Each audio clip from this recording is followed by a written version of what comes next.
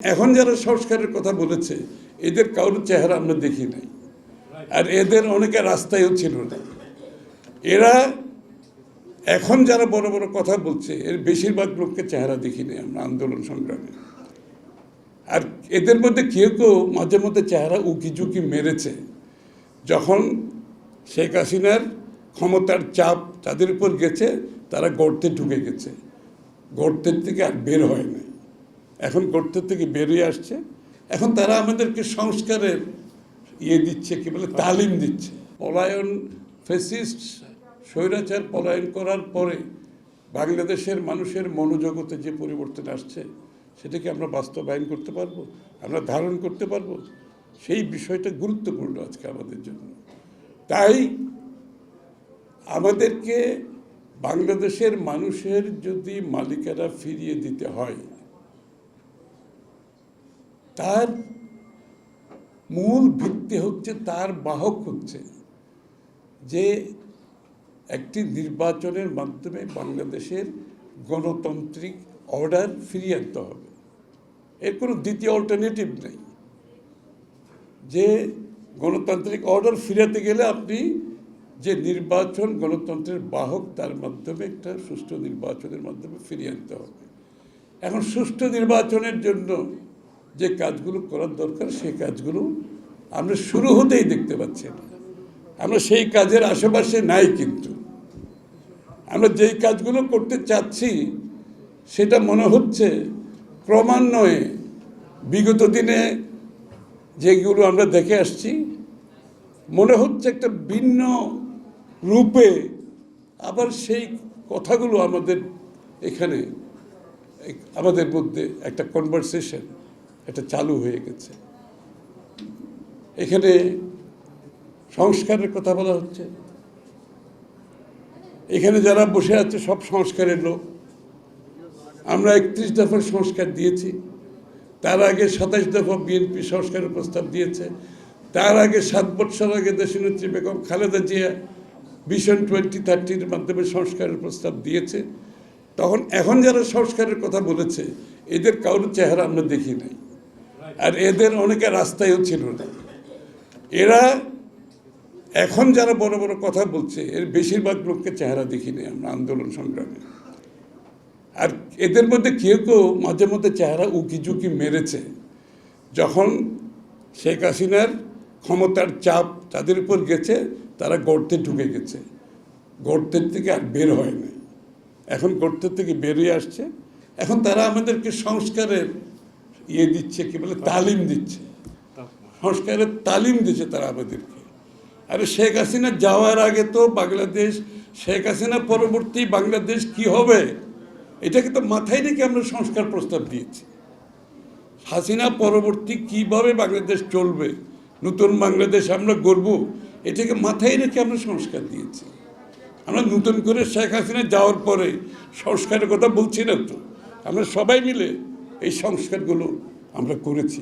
27 দফা বিএনপির ছিল, আমরা যখন যুগপথে আমরা ঐক্যবদ্ধ হয়েছি তখন ওনাদের মতামতের পরিপ্রেক্ষিতে এটা 31 দফায় নিয়ে যাওয়া হয়েছে, এবং 31 দফার সংস্কার বাস্তবায়নের জন্য আমরা যে আগামী নির্বাচন পরবর্তী জাতীয় সরকার গঠন করে 31 দফা বাস্তবায়ন করব, সেই কোথাও বাংলাদেশের মানুষের সামনে তুলে ধরা হয়েছে। এবং সবচেয়ে বড় কথা হচ্ছে 31 দফা নিয়ে আমরা গ্রামে গঞ্জে যাচ্ছি, শহরে শহরে যাচ্ছি, লোকজনের কাছে তুলে ধরছি 31 দফা। ইতিপূর্বে কোনোদিন দেখেছেন আপনারা বাংলাদেশের রাজনীতিতে সংস্কার প্রস্তাব নিয়ে জনগণের কাছে যেতে? এর আগে কোনোদিন দেখেছেন আপনারা? কোনোদিন দেখেন নাই। এই প্রথম বাংলাদেশে সংস্কার প্রস্তাব নিয়ে জনগণের কাছে যাচ্ছে, তাদের সমর্থন চাচ্ছে। কারণ দিনের শেষে আপনি যত সংস্কারের কথা বলবেন, দিনের শেষে সংস্কার হতে হবে গণতান্ত্রিক প্রক্রিয়ার মাধ্যমে। গণতান্ত্রিক প্রক্রিয়ার বাইরে গিয়ে কোনো সংস্কার করা যাবে না। এখানে কাউকে নতুন মালিকানা আমরা দিই নাই, বাংলাদেশের মানুষের মালিকানা অন্য কাউকে মালিকানা দেই নেই যারা আগামীর বাংলাদেশের সংস্কার করবে। বাংলাদেশের সংস্কার হতে হবে গণতান্ত্রিক প্রক্রিয়ার মাধ্যমে, বাংলাদেশের মানুষের সমর্থনের মাধ্যমে। তার বাইরে সংস্কারের কোনো সুযোগ নাই। ইতিমধ্যে আমরা পরিষ্কারভাবে বলেছি, বিভিন্ন বক্তারা বলেছেন, পরিষ্কারভাবে বলেছি, যেই সমস্ত সংস্কারে জাতীয় ঐক্যমত হবে সেগুলোর জন্য আমরা প্রস্তুত। দেরি কেন? আমরা কেন জানতে পারছি না কোথায় ঐক্যমত হয়েছে? সবাই তো প্রস্তাব দিয়ে বসে আছে, সব রাজনৈতিক দল সংস্কারের প্রস্তাব দিয়েছে। তা আমরা তো অপেক্ষা করছি ঐক্যমত কোথায় হবে। ওনারাও বলছেন ঐক্যমতের পরিপ্রেক্ষিতে হবে, আমরাও বলছি ঐক্যমতের পরিপ্রেক্ষিতে হবে। তাহলে ঐক্যমতটা কোথায় আমরা জানতে পারছি না কেন? আমরা তো সবাই আমাদের প্রস্তাব দিয়েছি ওখানে, ওইটা বলতে দ্বিধা কোথায়? ওইটা না বলে খালি সংস্কার ছাড়া নির্বাচন হবে না। আরে সংস্কারের তো প্রস্তাব দেওয়াই আছে, আরে বলুন না কোথায় ঐক্যমত হয়েছে। এই কথাটা জানাচ্ছে না তো জাতিকে। আর যদি ঐক্যমত যেখানে হবে না সেইখানে আমরা কেউকে বাংলাদেশের এখনো মালিক বানাই নাই, তারা আমাদের জন্য সংস্কার করে যাবে। যেখানে ঐক্যমত হবে না সেগুলো নিয়ে প্রত্যেকটা রাজনৈতিক দলের অধিকার আছে, জনগণের কাছে যাবে, তারা তাদের জনগণের ম্যান্ডেট নিয়ে সংসদে আসবে, সেইখানে বাকি সংস্কার হবে, যেগুলোতে ঐক্যমত হবে না। এর বাইরে যাওয়ার কোনো সুযোগ নাই। কেউ যদি মনে করে তাদেরকে ওই শেখ হাসিনার মালিকানা এখন অন্য কারো হাতে গেছে, তারা দেশের সিদ্ধান্ত নেবে, জনগণ কি চায় না চায় তার কোনো তোয়াক্কা করবে না, সেই মালিকানা কাউকে দেওয়া হয় না। বাংলাদেশের মালিক বাংলাদেশের জনগণ, তারা সিদ্ধান্ত নেবে। যেখানে ঐক্যমত হবে না তারা সিদ্ধান্ত নেবে আগামী দিনে কি সংস্কার হবে। সংসদে আলাপ হবে, আলোচনা হবে, বিতর্ক হবে, সংসদের বাইরেও আলোচনা হবে, তারপরে এগুলো সংসদে পাস হবে। গণতন্ত্র যদি বিশ্বাস করি, এই পথ ছাড়া দ্বিতীয় কোনো পথ নেই, এখানে একটাই পথ। আর দ্বিতীয় পথ হচ্ছে শেখ হাসিনার মনোবৃত্তি। শেখ হাসিনা যে স্বৈরাচার খুদে স্বৈরাচার রেখে গেছে, আমি তো তার লক্ষণ দেখতে পাচ্ছি। শেখ হাসিনা যাওয়ার এই 15 বৎসরে আমাদের মধ্যে ছোট ছোট কিছু স্বৈরাচার সৃষ্টি করেছে।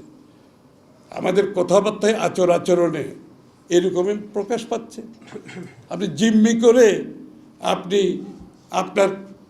আপনার ইয়ের কী বলে নিজের সুযোগ সুবিধা মতো আপনি দেশের মানুষকে জিম্মি করে আপনার একটা গোষ্ঠীর স্বার্থ সংরক্ষণের জন্য আপনি সংস্কারের কথা বলবেন, আপনি জোর করে চাপিয়ে দেওয়ার চেষ্টা করবেন জনগণকে বাইরে রেখে।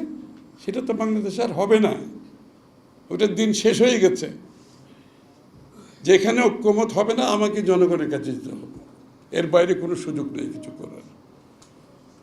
কাউকে মালিকানা দেওয়া হয় না যে তারা বসে বসে সংস্কার করবে আর আমরা সব মেনে নেব তাদের কথা, সেটা তো বাংলাদেশে হওয়ার সুযোগ নেই। আর সুতরাং আজকে আরও কথা আছে, যেটা হচ্ছে এই যে একটা দেশকে একটা আন্তর্জাতিক ভূ রাজনীতিক যে একটা ষড়যন্ত্র বাংলাদেশকে নিয়ে হচ্ছে, এটা নিশ্চয়ই আপনারা বুঝতে পারছেন না।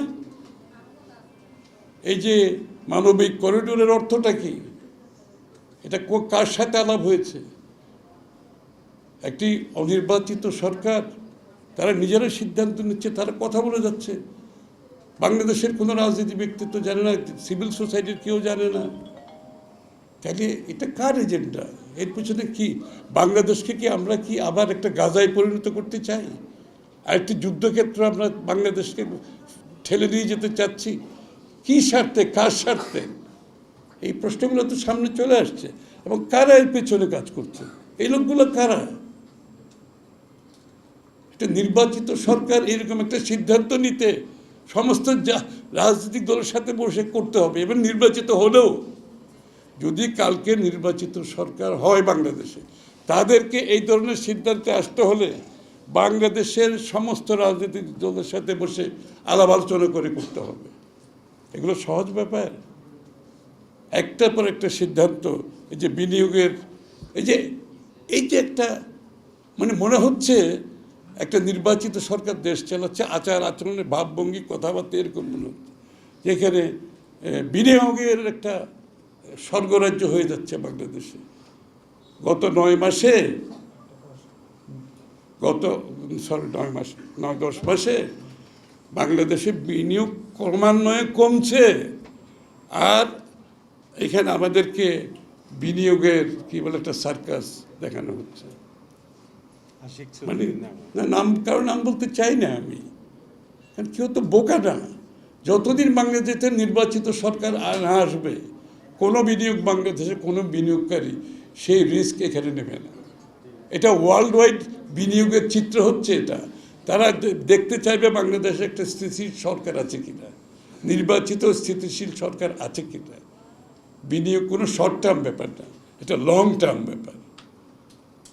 যতক্ষণ বাংলাদেশে নির্বাচিত সরকার আসবে না, স্থিতিশীল দেশ হবে না, তারপরে সেই সরকারের বিনিয়োগ, তারপর নীতিমালা কী হবে, চিন্তা ভাবনা দেখে বাংলাদেশে বিনিয়োগ আসবে।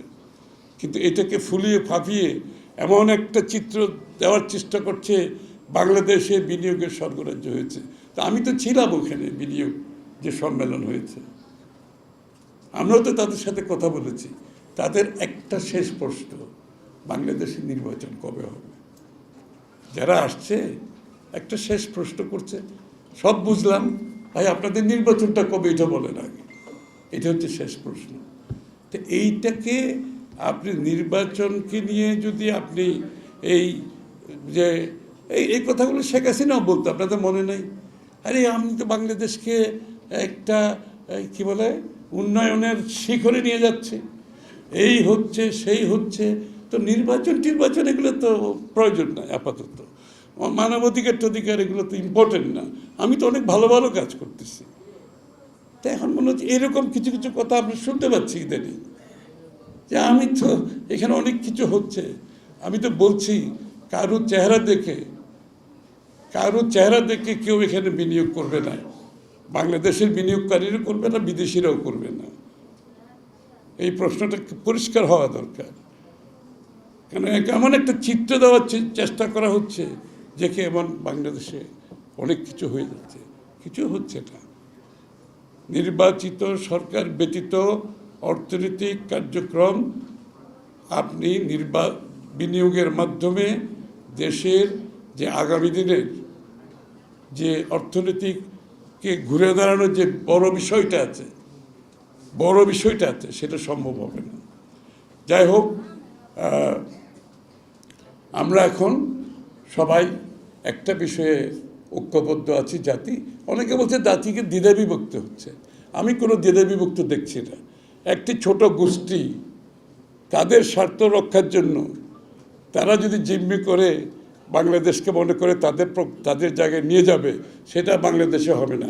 বাংলাদেশের মানুষ ঐক্যবদ্ধ আছে, গণতন্ত্রের জন্য ঐক্যবদ্ধ আছে, নির্বাচিত জনগণের মালিকানা ফিরিয়ে দেওয়ার জন্য ঐক্যবদ্ধ আছে, এবং বাংলাদেশের মানুষের গণতান্ত্রিক অর্ডার ফিরিয়ে আনার জন্য জাতি ঐক্যবদ্ধ। এই প্রক্রিয়াকে বাধাগ্রস্ত করার কোনো সুযোগ নাই, এবং সেটা সম্ভব বাংলাদেশের মানুষের ভোটে, সরাসরি ভোটে, যেটা বাংলাদেশের সংবিধানে বলা আছে, বাংলাদেশের জনগণের সরাসরি ভোটে নির্বাচিত সরকার সংসদ ব্যতীত বাংলাদেশে গণতান্ত্রিক প্রক্রিয়া শুরু হবে না। বাংলাদেশে গণতান্ত্রিক প্রক্রিয়া এখনো শুরু হয় নাই, আমরা অপেক্ষা করছি নির্বাচনের পরে শুরু হবে, এবং সেটাকে আমরা কিভাবে এগিয়ে নিয়ে যাব, সেখানে আমাদের বাংলাদেশকে একটা নতুন বাংলাদেশ সৃষ্টি যে আকাঙ্ক্ষা আমাদের জনগণের মধ্যে আছে, তরুণ প্রজন্মের মধ্যে আছে, সেটাকে আমরা কিভাবে এগিয়ে নিয়ে যাব, সেটাই হচ্ছে প্রশ্ন।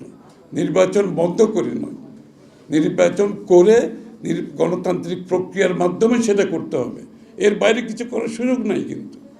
সুতরাং যারা আজকে দ্বিধাগ্রস্ত করে এই যে বিভক্তির কথা বলছে, কোনো বিভক্তি নাই, আমি কোনো বিভক্তি দেখছি না।